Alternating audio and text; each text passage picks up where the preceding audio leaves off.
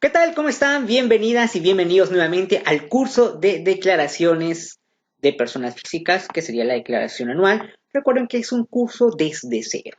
Bueno, también quiero aclarar que es como una forma de repaso para aquellos alumnos que les imparto la materia en forma presencial.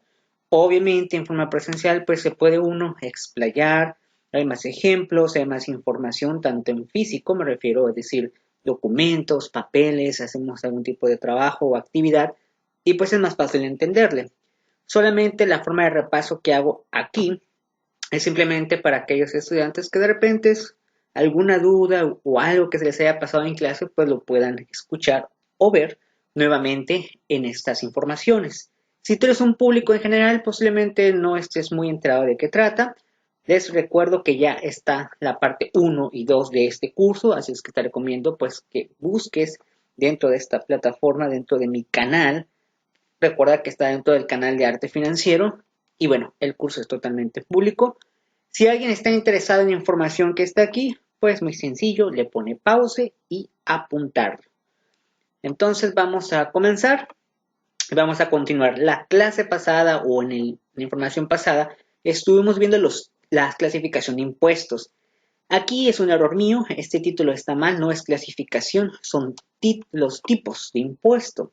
La clasificación de impuestos la vimos en el pasado, en lo que es el Código Fiscal de la Federación, vimos las definiciones, vimos algunos ejemplos, vimos muchas cosas muy importantes dentro de esa información.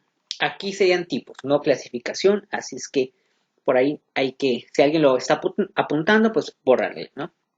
Ok, tenemos los tipos de impuestos. Tenemos los impuestos directos, los impuestos indirectos. Los directos que graban el ingreso. Y un ejemplo es el ICR, impuesto sobre la renta. ¿Por qué graban al ingreso?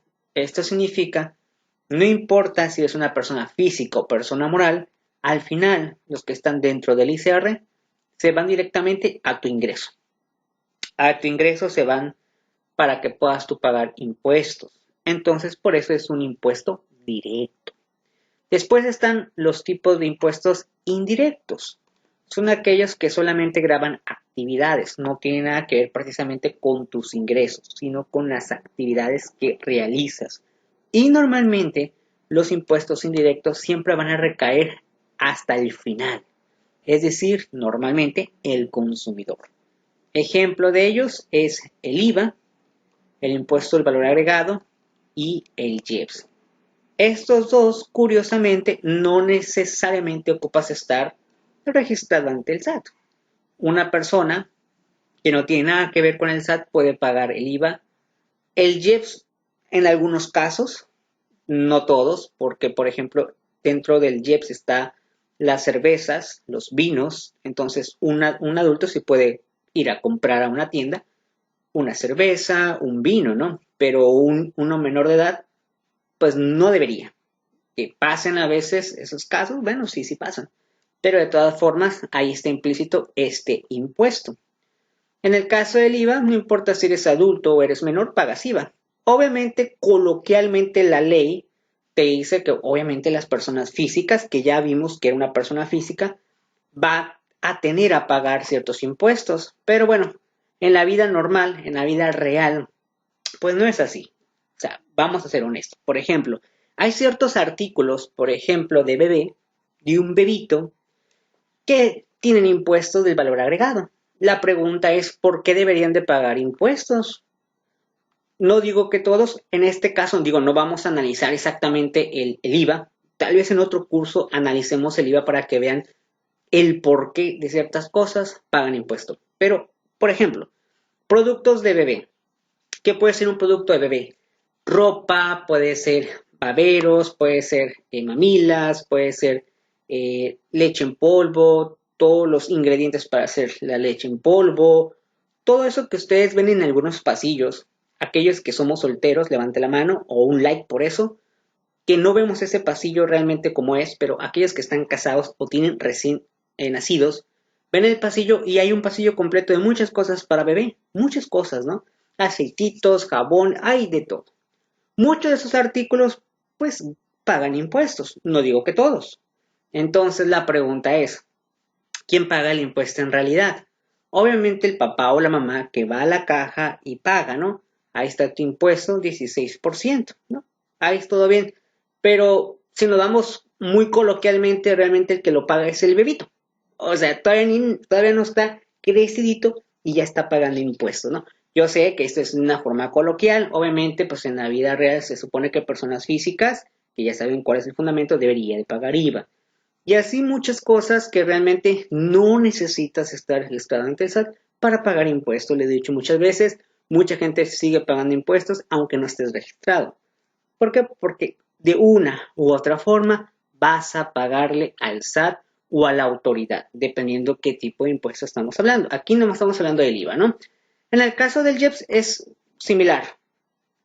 Muchas personas van los fines de semana o hacen reuniones en su casa, van, como dice coloquialmente, por el chupe, por las chelas, por la cerveza, por la caguama, por la corona, por la tecate, por Heineken, ¿no? Por el grupo, la indio, por, no sé, hay muchas cervezas, ¿no? Van por las cervezas, ellos muy contentos y a gusto, pensando que van a tomar a gusto, sin necesidad de estar pensando en impuestos, ni en el SAT, ni nada, pero ya pagaron su impuesto. Al pagar, ¿por qué? Porque el IEPS es eso, impuesto especial sobre productos, impuesto especial de productos y servicios. Entonces, por eso, ya pagaste un impuesto, ¿no? En el caso del cigarro, también. Entonces, no necesariamente Ecopas está registrado.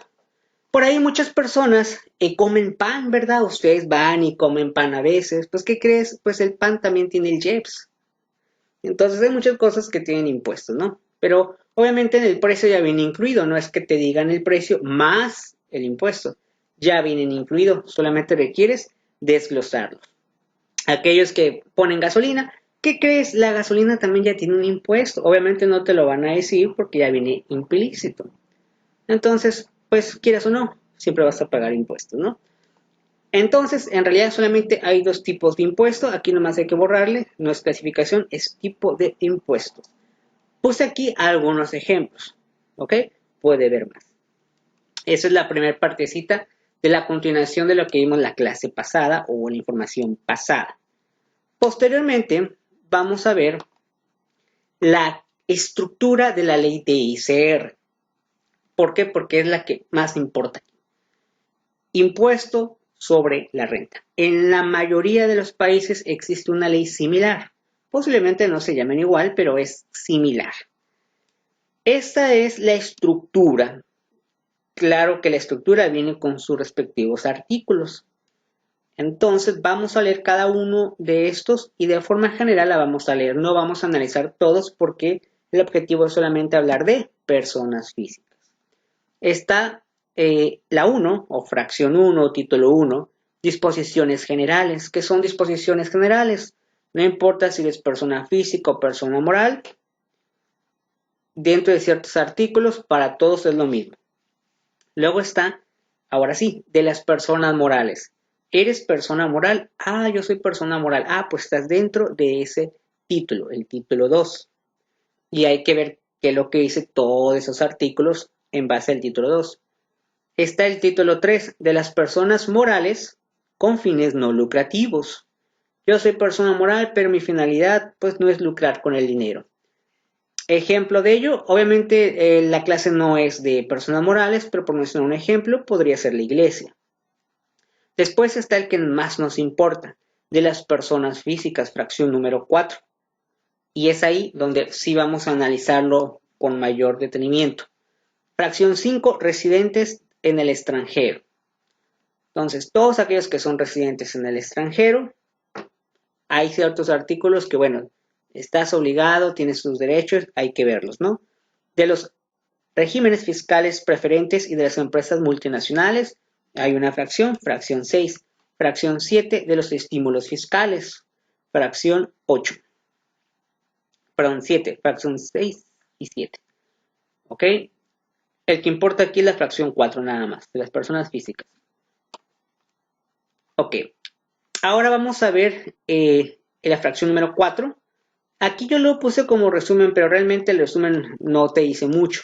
Así es que nos vamos a ir a la Ley del Impuesto sobre la Renta, artículo 90, que es el título 4 de las personas físicas y sus disposiciones generales.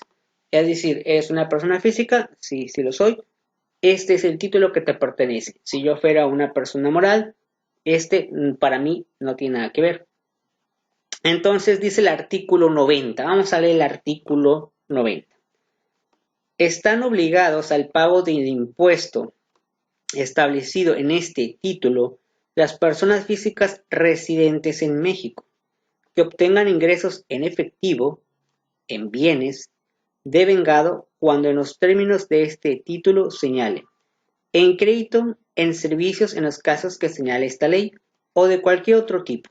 También están obligadas al pago del impuesto las personas físicas residentes en el extranjero que realicen actividades empresariales o presten servicios personales independientes en el país a través de un establecimiento permanente por los ingresos atribuibles a este.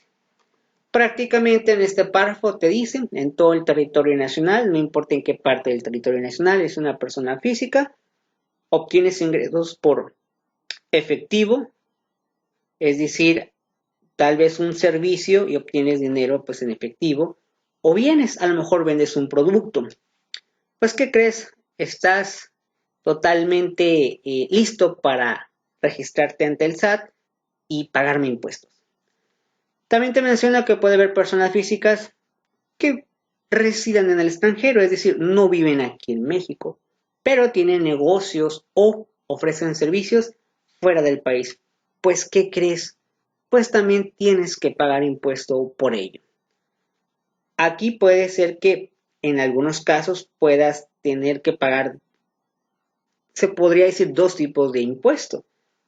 Un ejemplo, tú eres de aquí del país, eres mexicano, pero la mayoría de tus servicios lo haces en Estados Unidos.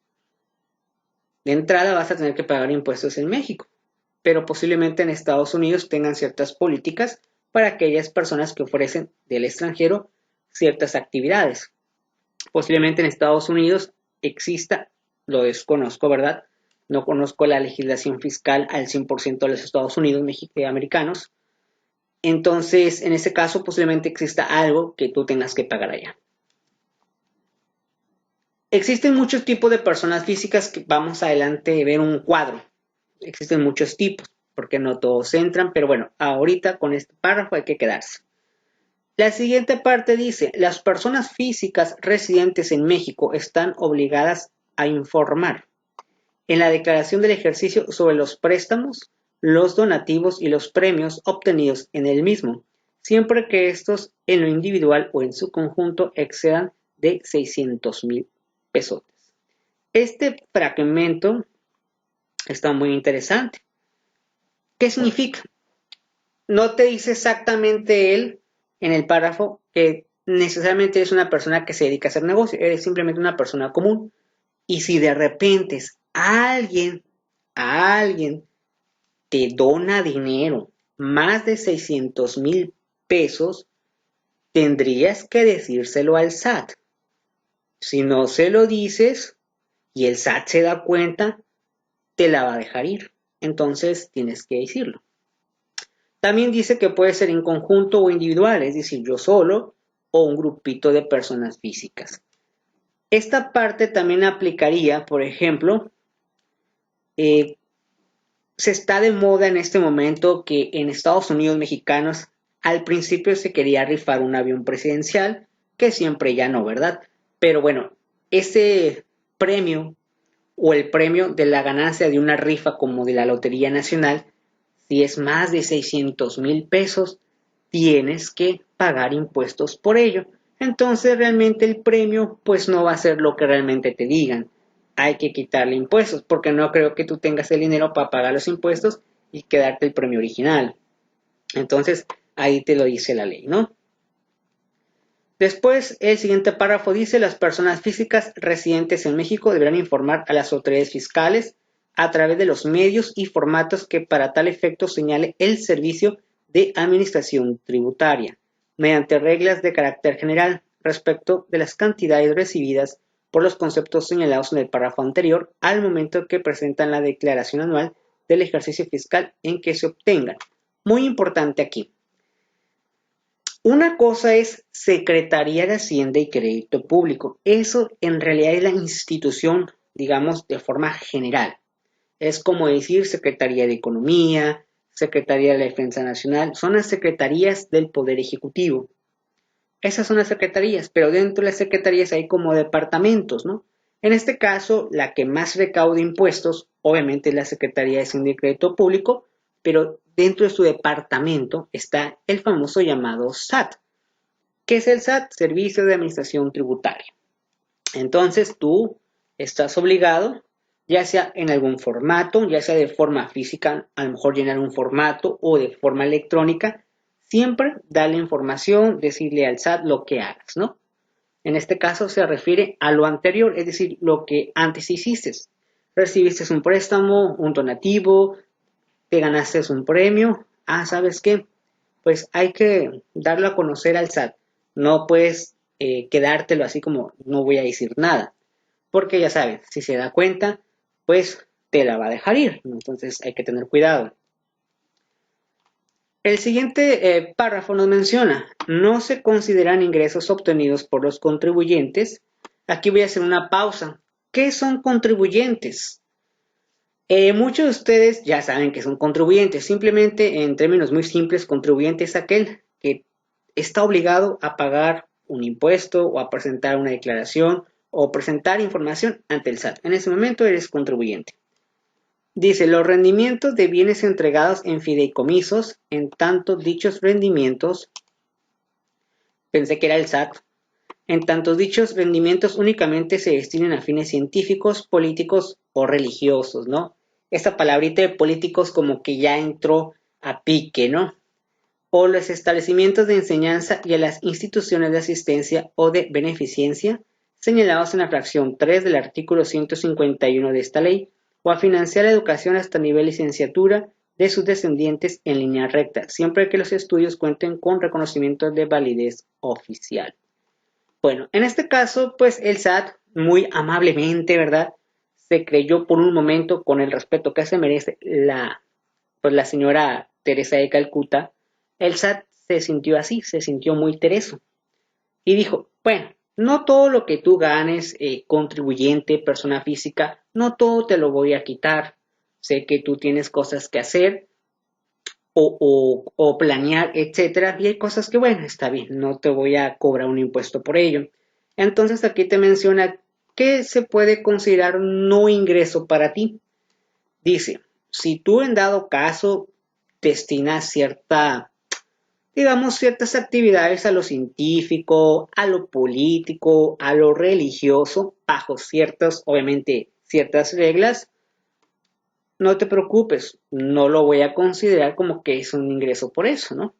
Entonces, aquí obviamente tenemos que leer el artículo 151 de esta ley, posiblemente ahí vengan las características para poder yo entrar en ese supuesto. Luego te menciona, tampoco se consideran ingresos para los efectos de este título los ingresos por apoyos económicos o monetarios que reciban los contribuyentes a través de los programas previstos en los presupuestos de egreso de la Federación o de las entidades federativas. Este es parecido a las becas, por ejemplo. Imagínate, vamos a poner un ejemplo real, ¿no? Soy una persona física, tengo un changarro, quiero estar bien con el SAT, te das de alta y por alguna razón, pues todavía sigues estudiando. Hay muchas personas que están en este supuesto, ¿no? Son personas que les gustan las ventas. Un ejemplo, venden cosas ya usadas, tipo, no sé cómo le llaman en las ciudades. Yo les llamo algo así como ventas de garage, que es vender cosas o productos ya usados, seminuevos. Pero si tú quieres estar bien con el SAT, pues te das de alta, ¿no? Y te registras y le dices al SAT, yo vendo cosas usadas, ¿eh? Y el SAT te dice, no te preocupes, tú mientras que me pagues a mí los impuestos, puedes vender lo que quieras, ¿no? Pero tú vamos a suponer que, pues, también aparte de hacer ese trabajo, a lo mejor tú eres un estudiante. Eres un estudiante de la Universidad Autónoma de México, de la UNAM, y por ahí pues recibes un apoyo económico, ya sea por parte de la UNAM o por alguna beca de alguna institución. Ese dinero que tú recibes, el SAT te dice, Ah, ok, son para tus estudios, no es parte de los ingresos que tienes en tu negocio. No te preocupes, yo SAT soy muy María Teresa de Calcuta y no te lo voy a quitar. Entonces, pues el SAT dice, no te preocupes, ¿no? No pasa nada. Un momento.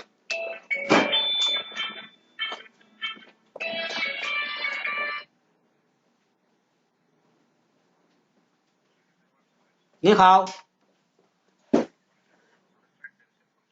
ni hao, 我绕上人宾.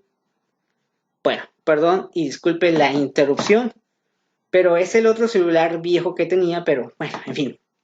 Entonces ahí está el ejemplo, ¿no? Y para que no te preocupes, si tú ahorita tienes ahí un negocio y de repente obtienes ingresos por cuestiones de escuela o algo, eso no tiene nada que ver con lo que tú hagas, ¿eh? Siguiente párrafo. Para los efectos del párrafo anterior, en el caso de que los recursos que reciban los contribuyentes se destinen al apoyo de actividades empresariales, los programas correspondientes deberán contar con un padrón de beneficiarios. Los recursos se deberán distribuir a través de transferencias electrónicas de fondos a nombre de los beneficiarios, quienes a su vez deberán cumplir con las obligaciones que se hayan establecido en las reglas de operación de los citados programas y deberán contar con la opinión favorable por parte de la autoridad competente respecto del cumplimiento de obligaciones fiscales, cuando estén obligados a solicitarle en los términos de las disposiciones fiscales. Los gastos o erogaciones, la palabra erogación realmente es lo mismo, es gasto, que se realicen con los apoyos económicos a que se refiere este párrafo, que no se consideren ingresos, no serán deducibles para efectos de este impuesto. Las dependencias o entidades federales o estatales encargadas de otorgar o administrar los apoyos económicos o monetarios deberán poner a disposición del público en general y mantener actualizado en sus respectivos medios electrónicos el padrón de beneficiarios a que se refiere este párrafo, mismo que deberá contener los siguientes datos: nombre de la persona física beneficiaria, el monto, el recurso, beneficio o apoyo otorgado para cada una de ellas, la unidad territorial, edad y sexo. Bueno, ya para terminar este parrafito, cuando las personas tengan deudas o créditos en moneda extranjera y obtengan ganancia cambiaria derivada de la fluctuación de dicha moneda, consideran como ingreso a la ganancia determinada conforme al artículo 143 de esta ley. Bueno, este parrafito no tiene nada que ver con el otro, ¿eh? Esta parte del párrafo te menciona ahí. Yo creo que muchos de ustedes han escuchado programas para pequeñas pymes, es decir, empresas de nueva creación, pequeñas empresas que se juntan los familiares y dicen, vamos a hacer un negocio. Yo sé hacer pollos asados. Bueno, hacemos pollos asados, ¿no? ¿Sabes qué? Yo soy muy bueno para pintar casas. Hacen un negocio de pintar casas, ¿no? Entonces, a veces no tienen dinero para empezar un negocio cual sea. Pintar casas, cortar cabello, a lo mejor no sé, carpintería, vender productos, todo ese tipo de cosas la gente a veces quiere comprar para poder vender. Normalmente lo pone en un local para que la gente llegue y le compre, pero a veces no tienes el dinero suficiente para rentar el local, hay que pedir los permisos, en fin, son muchas cosas. Entonces la gente que busca un crédito, un crédito. Entonces a veces la Secretaría de Economía te dice, yo Secretaría de Economía quiero apoyar a esas personas emprendedoras. Entonces esa cantidad de dinero que te van a proporcionar, pues tiene que estar todo registrado, ¿verdad? Porque si no el SAT pudiera pensar que posiblemente ese dinero, uno, viene de algo ilícito o de dónde sacaste tanto dinero, ¿a poco tuviste tantas ventas? Entonces por eso ahí te marca todo lo que debe tener ese formatito y decir, mira SAT, yo estoy en un programa de pymes y pues esta es la cantidad de dinero por lo cual tengo dinero. Y obviamente el SAT, muy dadivoso, muy buena onda, muy todo un friends, un amigo, pues dice, no te preocupes, ¿no? En la parte de abajo, donde habla sobre las ganancias cambiarias, esto se refiere a veces cuando tienes un negocio y tú tienes entre compras y ventas a otros países, los tipos de cambio siempre van a variar. A veces vas a perder o a veces vas a ganar. Entonces aquí dice que las ganancias derivadas de la fluctuación de dicha moneda consideran como ingreso la ganancia determinada. Así es que cuando ganes esas pequeñas ganancias por hacer el tipo de cambio, el SAT lo puede considerar como ingresos. Así es que ni modos, ¿no? Después, el siguiente parrafito Vamos a terminarlo de una vez. Se consideran ingresos obtenidos por las personas físicas los que les correspondan conforme al título 3 de esta ley. Entonces ahí tendríamos que referenciarnos al título 3. Por lo pronto no nos vamos al título 3 ahorita, perdón, así como las cantidades que perciban para efectuar gastos por cuenta de terceros.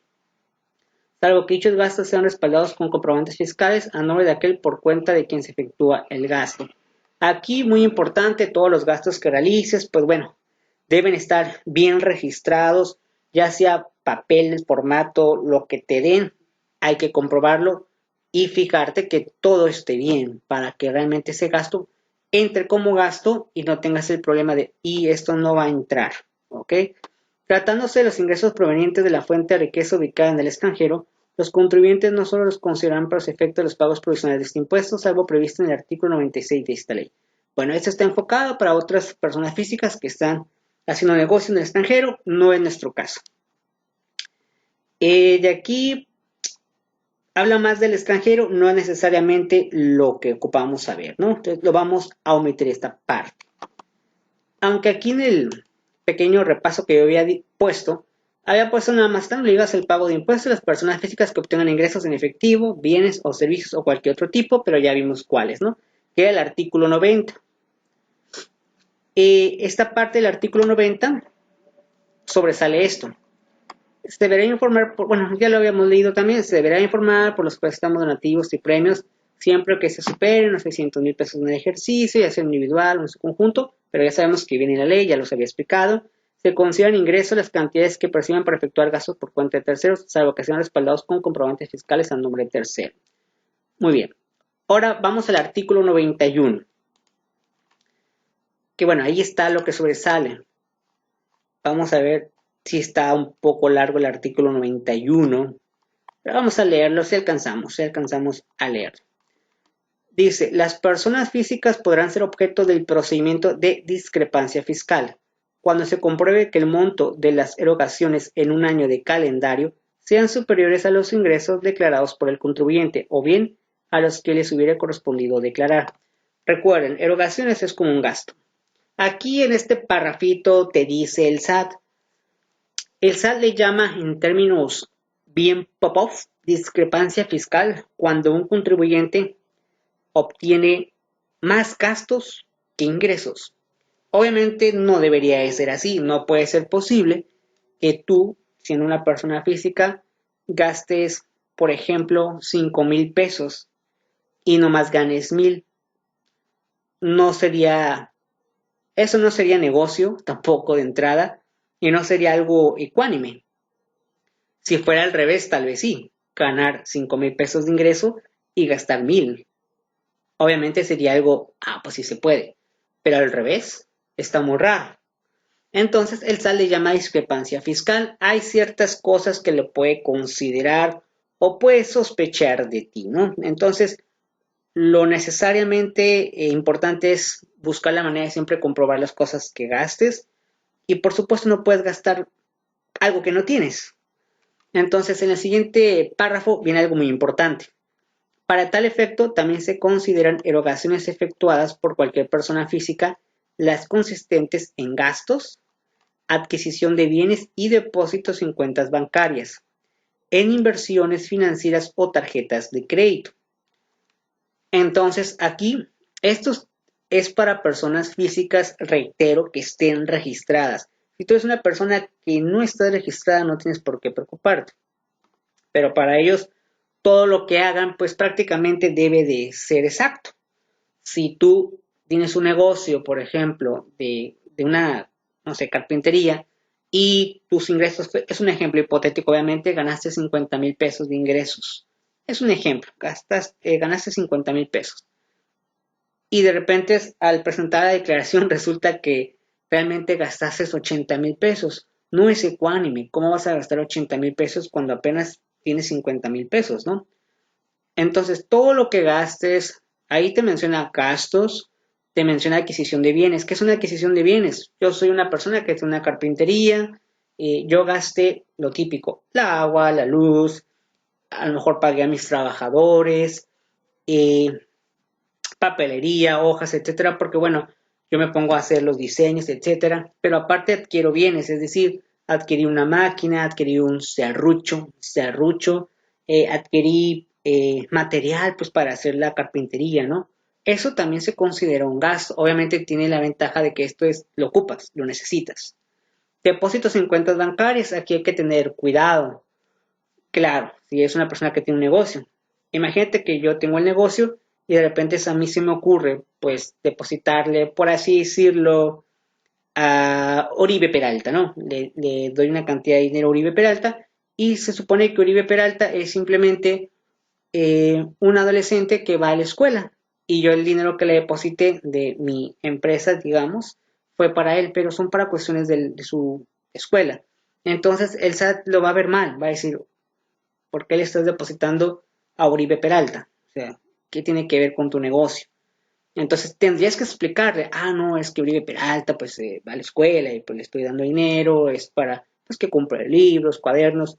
Entonces yo lo que siempre le recomiendo, si eres una persona que tiene un negocio, tu negocio es el negocio y punto. No lo mezcles con tus cuestiones personales. Porque tú como persona pues también tienes tu propia cuenta de ahorro, tú como una persona independiente a tu negocio, ¿no? Para que no pasen ese tipo de cosas, porque el SAT pues, digamos, se puede molestar y todo ese tipo de cosas, ¿no? En inversiones financieras, a lo mejor si tú inviertes, es decir, la carpintería dice, voy a pensar en invertir un poquito de dinero, a lo mejor en CETES, por así decirlo, voy a invertir en CETES para hacerme más, obtener más ganancias, pues tendrías que notificarlo. ¿Sabes qué, SAT? Pues sí, yo aquí empresa de carpintero, quiero meter dinero en CETES. Entonces, no lo recomiendo, obviamente, pero bueno, si lo haces. O tarjetas de crédito. Obviamente estas tarjetas de crédito están enfocadas para tu negocio, no mezclar tu negocio con tus cosas personales, ¿no? Después dice, las erogaciones referidas en el párrafo anterior se presumirán ingresos cuando se trate de personas físicas que no estén inscritas en el Registro Federal de Contribuyentes o bien que estándolo no presenten las declaraciones a las que están obligadas o que aún presentándolas declaren ingresos menores a las erogaciones referidas, tratándose de contribuyentes que tributen en el capítulo 1 del título 4 de la presente ley y que no estén obligados a presentar declaración anual, se consideran como ingresos declarados los manifestados por los sujetos que efectúen la retención. Y bueno, aquí está algo bien importante en este párrafo. Si ustedes ya lo analizaron, van a darme la razón. Vamos por partes. Dice muy claramente, las erogaciones referidas en el párrafo anterior se presumirán ingresos cuando se trate de personas físicas que no estén inscritas en el Registro Federal de Contribuyentes o bien que estándolo no presenten las declaraciones a las que están obligadas. Es decir, todo lo anterior que pusimos como ejemplo, si estás registrado ante el SAT, pues se entiende, ni cómo escaparte. Si tú no estás registrado ante el SAT, pero realmente tú no tienes como tal un negocio, el SAT, entre comillas, te dice, podrías pagar tus impuestos de eso, ¿eh? Pero fíjense lo que hice después. O bien que estándolo presente las declaraciones a las que están obligadas o que aún presentándolas declaren ingresos menores de las erogaciones referidas. Aquí es cuando la persona siempre dice, no, voy a decir mentiras, que no es lo recomendable, ¿verdad? Entonces todo eso tendría una sanción. Y en la parte de abajo dice algo muy interesante que mucha gente luego se hace bolas. Dice, tratándose de contribuyentes que tributen en el capítulo 1 del título 4 de la presente ley y que no estén obligados a presentar declaración anual, es decir, hay muchas personas, si ustedes ahorita salen de su casa y ven a todas las personas en un bulevar, todas esas personas que van caminando, las que tienen más de 18 años, muchos de esos no tienen negocio, no les interesa tener negocio, simplemente trabajan en una empresa, terminan su trabajo y se van a su casa a gusto. Ese tipo de personas no están obligadas a presentar ningún tipo de declaración. ¿Por qué? Se consideran como ingresos declarados los manifestados por los sujetos que efectúen la retención.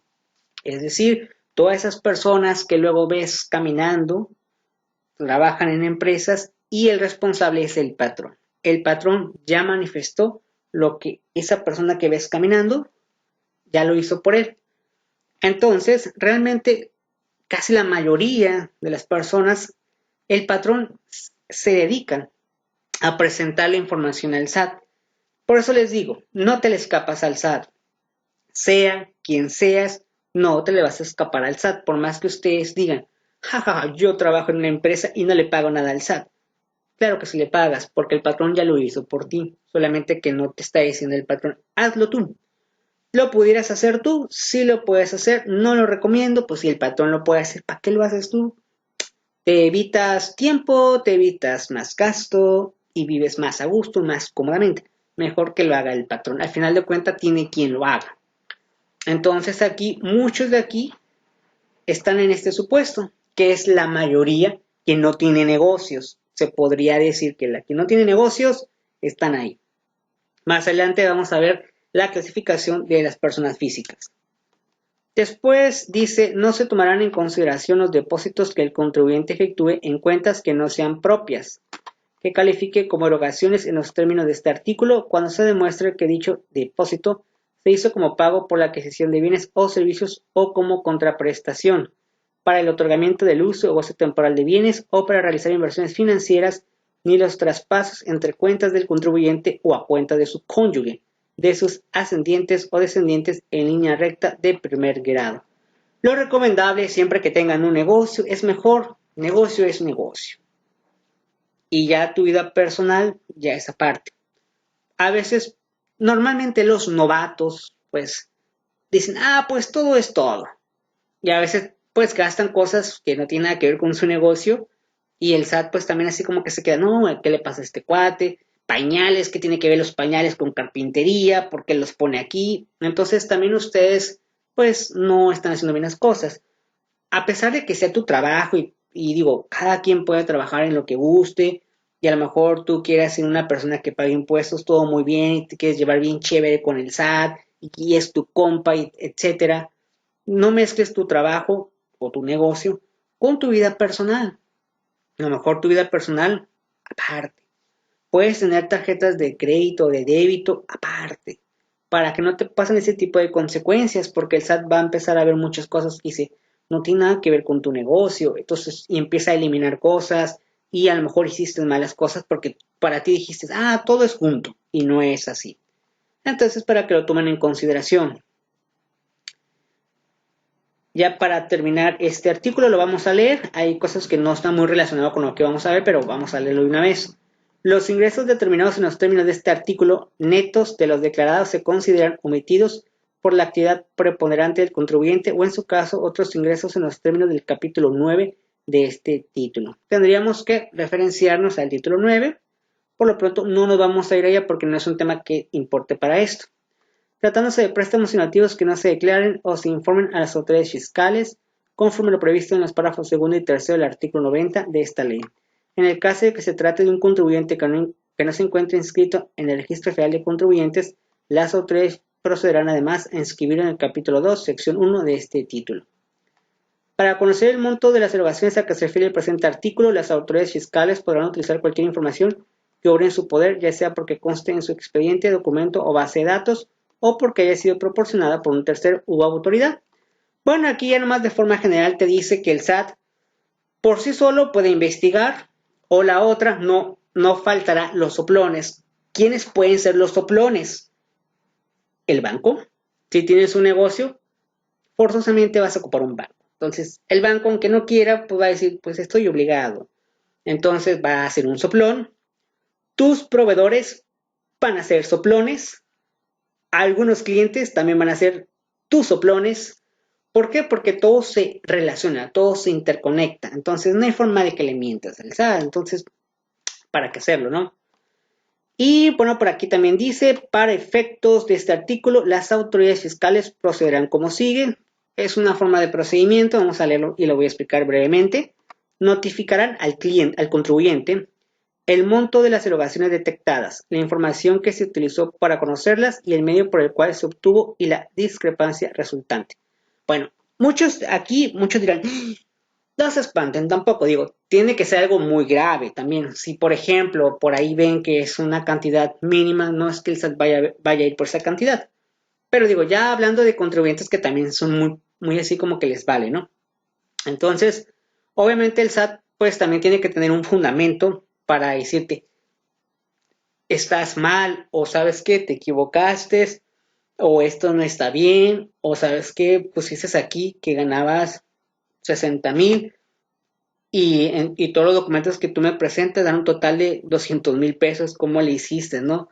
Entonces aquí te menciona obviamente que, bueno, van a notificar al contribuyente el monto de todo lo que ellos ven malo, como una lista. Luego la información que se utilizó para conocerlas, pues ahí van a salir desde facturas, algún tipo de carta, van a salir los soplones, el banco, el proveedor, el cliente, y te van a decir por qué crees que te equivocaste, ¿no? Luego, segundo, notificado el oficio a que se refiere la fracción anterior, el contribuyente contará con un plazo de 20 días para informar por escrito a las autoridades fiscales contados a partir del día siguiente a la fecha de notificación. Es decir, llega hoy el día SAT, hoy llega el SAT y te dice con un oficio, un documento membretado con todos los datos que debe tener, hemos visto detectado anomalías en tu contabilidad o en tu declaración. Y te lo van a poner así como se les ponía el gordito en la familia de 10. Se lo va a pegar, no te va a decir nada. Y tú, bien espantado, vas a decir, ya valió. Tienes 20 días a partir del día siguiente. Después dice, para informar por escrito a las autoridades fiscales, cuando es a partir del día siguiente a la fecha de notificación, el origen o fuente de procedencia de los recursos con que efectúa las erogaciones detectadas y ofrecerá en su caso las pruebas que estime idóneas para acreditar que los recursos no constituyen ingresos grabados en los términos del presente título. Entonces, pues tú pues vas a buscar la manera de decir, es que me equivoqué realmente, etcétera, ¿no? Vas a mandar toda la información, copias, originales, todo eso, ¿no? Las autoridades fiscales podrán por una sola vez requerir información o documentación adicional al contribuyente, a lo que deberán proporcionar el término previsto en el artículo 53, inciso C del Código Fiscal de la Federación. Así es que la autoridad te puede pedir otros datos. Lo fundamenta en el artículo 53, inciso C del Código Fiscal de la Federación. En este caso no lo vamos a leer, pero ya aquellos que me están viendo en este momento, no está de más leer este artículo para que vean qué otras cosas pudieran hacer, ¿no? Acreditada la discrepancia, este se presumirá ingreso grabado y se formulará la liquidación respectiva, considerándose como ingreso metido en el monto de las erogaciones no aclaradas y aplicando la tarifa prevista en el artículo 152 de esta ley al resultado así obtenido. Bueno, suponiendo que pues salió mal, pues bueno, ahí en base al artículo 152 hay una tablita y en base al monto y a un cálculo, eso pagarás de multa, ¿no? Entonces hay que tener cuidado. Después, bueno, aquí fue lo mismo que viene ahí, más que en forma más resumida. Y aquí está un ejemplo, ¿no? Es un ejemplo. En caso de detectar la autoridad, manda algo así parecido. Obviamente puede variar el formatito, más o menos así te manda la información, que consideró que vio, etcétera, ¿no? Y vámonos al artículo 93 y ya con este terminamos. Deja ver si está muy extenso, no, si está muy extenso este artículo. Bastante extenso está el artículo 93. Es bastante para leerlo. Vamos a leer el resumido. Mejor, está muy extenso. Y, a ver, vamos a ver. 93 está dividido incluso. Bueno, leemos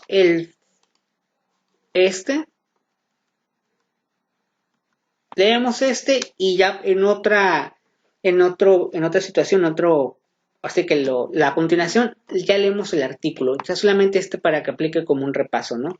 No se pagará ISR en los siguientes casos, fundamento artículo 93, por la venta de una casa habitación, siempre que no exceda de 700,000 UDIs, se formalice frente a notario y no se haya vendido otro inmueble en 3 años. Esto pasa muchísimo, de que mucha gente que no se dedica a vender. O sea, es una gente común y corriente que dice, ¿saben qué? Yo me quiero ir para mi pueblo, tengo una casa de Infonavit y pues no la quiero. Entonces la vende, ¿no? Y debe de venderla para no meterse en líos de impuesto y etcétera, pues menos de 700,000 UDIs. Y obviamente ante un notario, que todo sea legal, para que no pague el impuesto. Sí presentar y decir, vendí la casa, y obtuve dinero porque vendí esta casa, pero yo no me dedico a eso. Y así el SAT no lo va a molestar.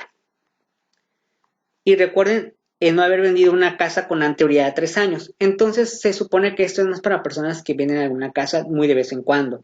Si tú te dedicas a vender casas seguido, entonces ya no aplicaría y tendrías que pagar impuesto. El siguiente de los percibidos por herencia o legado. Hasta ahorita, entre comillas, si alguien te da una herencia, no debería de cobrarte impuestos. Esto voy a revisarlo porque tenía entendido que había entrado una reforma con la finalidad de pagar impuesto por ello. En lo particular se me hace algo absurdo. ¿Cómo pagar herencia por algo que ya incluso la gente que lo adquirió al principio ya lo pagó, ¿no? Un ejemplo hipotético. Vamos a suponer que tú eres un padre de familia, con esfuerzo y dedicación compraste una casa. Infonavit si quieres, pero la compraste, es tuya. Entonces, por alguna razón, tú tienes 2 hijos y a uno le dices, ¿quién quiere dinero? No faltará quien diga, yo quiero dinero mejor, y le da dinero, ¿no? Y el otro quiere la casa. Entonces tú se la heredas. Sería muy injusto que le vuelvas a cobrar impuestos, ¿no? A una casa que ya estuvo pagando varias amortizaciones y un interés por un crédito, ¿no? Se me hace muy absurdo, siendo de la misma institución, aunque yo sé que el Infonavit no tiene nada que ver con el SAT, pero digamos, son de las mismas secretarías, o sea, ¿para qué haces eso, no? Entonces sería algo malo, o sea, no entiendo ahí los diputados y senadores, con todo el respeto, a veces no saben legislar. O legados, ¿no? Legados puede ser, no sé, a lo mejor una obra o algo por el estilo. Después dice, los donativos en los siguientes casos, nada más en los siguientes casos, entre cónyuges o los que perciban descendientes de sus ascendientes. Es decir, si quieres meter al amante aquí, no aplica. Así es que te fregaste. Los que perciban ascendientes de los descendientes siempre que los bienes no se enajenen o no se donen a otro descendiente.